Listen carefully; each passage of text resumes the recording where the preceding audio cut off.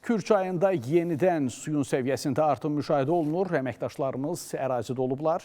Son məlumatlar barədə sujet hazırlayıblar.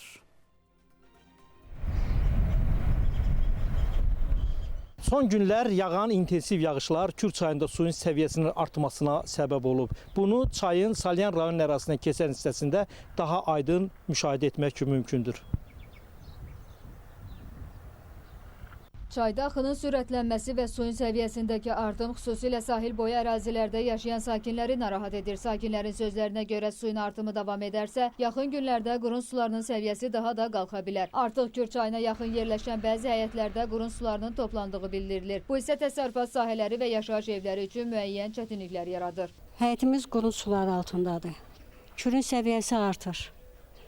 Artdıqca da həyətdə suyun miqdarı artır. Digər sakinlər də mövcud vəziyyətin onları narahat etdiyini deyir.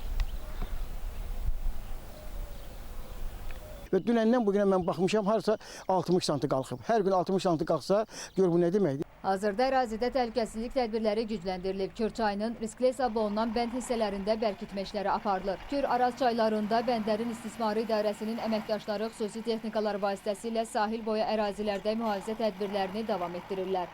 Salyanın ən həssas nöqtəsi olan yer Zavod məhəlləsində iş görüb. Zəif olan yerlərin belə deyək də kür qalxdığına görə bərpa edirik.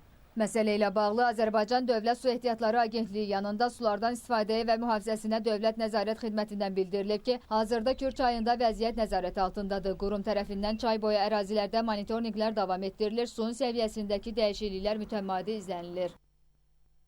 Ölkə ərazisində yağan normadan artıq yağışlar səbəbindən hazırda Kür çayının Salyan rayonu ərazisindən keçən hissəsində suyun səviyyəsi ötən günlə müqayisədə 10 sm artaraq 815 sm, Neftçala rayonu ərazisində 2 sm artaraq 295 sm olaraq qeydə alınıb.